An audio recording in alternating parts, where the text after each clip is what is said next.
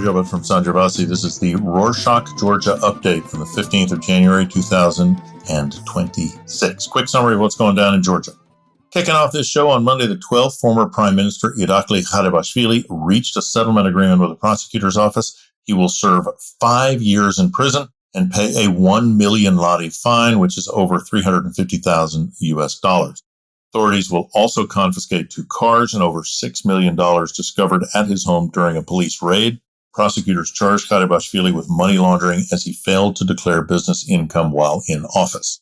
Garibashvili was the first prime minister appointed after Ivanishvili stepped away from politics in 2013, a year after his election victory. Even years ago, Ivanishvili publicly noted that while Garibashvili fought corruption, questions remained about his extended family's activities. However, this didn't seem to prevent the party from appointing him as prime minister a second time in 2021. Also on Monday the 12th, Euronews Georgia announced it will drop all local news coverage to focus strictly on international stories. The station launched in 2020 as a franchise of the French-based Euronews network. Its Georgian owner, Silk Road Group, says the channel doesn't earn enough advertising money to cover staff costs and franchise fees. This decision triggered a major reorganization affecting about 100 employees who now face an uncertain future. Interestingly, this shift follows the legal troubles of the company's owner, Gogi Ramishvili, one of the country's wealthiest businessmen. Last summer, police arrested him at the airport after finding a gun in his luggage. He was released on bail, saying he accidentally packed the weapon while heading to France. Next up, on Monday the 12th, thousands of protesters marched through Tbilisi to mark 1 year since police detained Mzia Makhlobeli, founder of independent news outlets Batumelebi and Net Gazeti. She's currently serving a 2-year sentence for slapping a police chief who insulted her and spat on her during pro-European protests last January.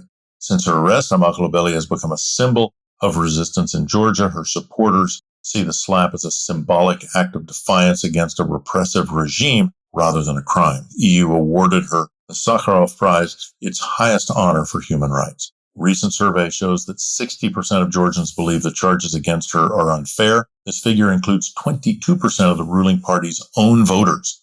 Speaking of Mzia, Irakli Tchebuadze, the Batumi police chief she slapped, now holds a high-ranking position in Tbilisi. He moved to the capital and kept a low profile shortly after her imprisonment, but journalists just discovered that for several months he has, hilariously, been serving as the head of the main division for combating organized crime. Authorities never investigated Mzia's testimony that Tchebuadze spat in her face, insulted and threatened her, and denied her basic rights in front of other officers. Instead, they decided to just hide him on the other side of the country. On Thursday the 8th, Mamuka Pipi, a businessman and leader of the openly pro-Russian party Solidarity for Peace, met with Georgia's Patriarch Ilya II.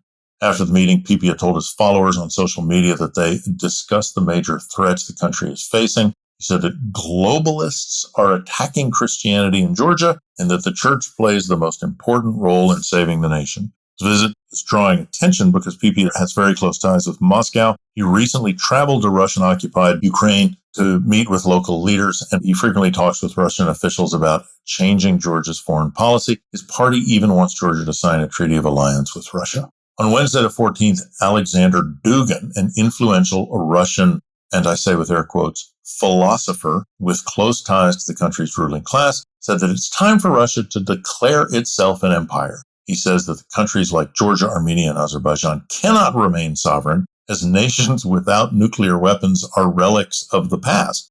He thinks that if Russia does not regain a foothold in those countries, they will become a military outpost for the West or China. This is strange, since invading Ukraine, Russia has become so dependent on China that it is basically a colony in waiting of China. But you know Dugin, always playing to the not-so-well-informed local crowd. Meanwhile, Irakli Zarkua, Kotzebue MP, known for his aggressive outbursts against party critics, is in hot water after a video of him in Monaco went viral this week. Facebook page Car Spotter Daily Monaco, which typically shares videos of luxury cars and nightlife in Monaco, posted the footage briefly showing Zarkua with his arm around a, shall we say, unidentified woman. Zarkua, a married man who frequently campaigns on traditional family values, says the video is fake. He says his political opponents used artificial intelligence and Photoshop, both of them, to create a smear campaign insisting he never left Tbilisi, even though the page later deleted the video, the footage, and a wave of mocking memes had already spread across social media. When journalists asked him for comment, Zorkua joked that he couldn't talk because he was in Monaco. Speaking of videos, Igor Kekelia, public school teacher in Poti in western Georgia, says he lost his job after someone leaked private videos of him online. The footage spread across the city in December, causing him a big problem. Igor asked the police for help immediately, but investigators still haven't identified the source of the leak or given him the status of a crime victim. Instead of supporting him, Igor says the school staff bullied and pressured him to resign. When he didn't quit, the school's disciplinary committee held a sudden meeting on Sunday, the 28th of December, and fired him on the 30th. His lawyer says the school broke procedures and ignored Igor's rights just to avoid controversy. More news from western Georgia. In Ozurgeti, a conflict that started between two teenagers escalated into a violent confrontation once their adult relatives stopped in. The fight took place Saturday, the 11th. It's drawing widespread attention because one of the men involved is an employee of the state security service. Interior Minister said the officer went to the scene to help his nephew, but someone struck him in the head during the brawl. He pulled out his gun for self-defense but never fired it. The uncle of the other teenager managed to grab the weapon and later handed it to the police. Tragically, the grandfather of one of the teenagers who was also involved died from a heart attack shortly after the fight. The state has now suspended the officer while investigators review security footage. U.S. is suspending immigrant visas for citizens of 75 countries, including Georgia. Starting the 21st, State Department will stop issuing these visas for an indefinite period. Officials say they need this time to reevaluate and update their screening and vetting procedures.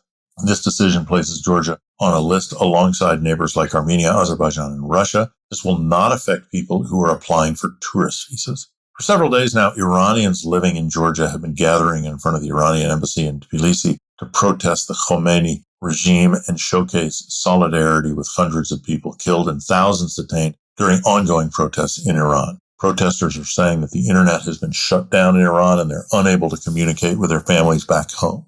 Finally, in a new geopolitics op-ed entitled Weaponization of Poverty, a Primary Tool for Regime Survival in Georgia, Sergei Kapanadze explores how the ruling party has managed to stay in power following the 2024 contested parliamentary elections and the massive protests that followed. He says that while the party dominates the narrative through powerful propaganda and the capture of all public institutions, the real secret to its survival is the weaponization of poverty. Kapanadze goes into deep detail to analyze how the government uses financial vulnerability to ensure obedience.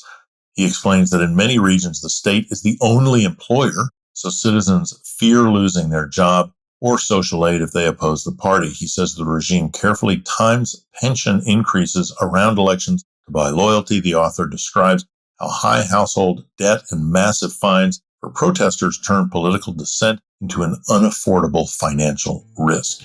And that's it for this week. Thanks for joining us. Quick question. Is there a specific monopoly in Georgia you think is a big problem? Let us know at info@rorschach.com. That's info@rorschok.com. Nach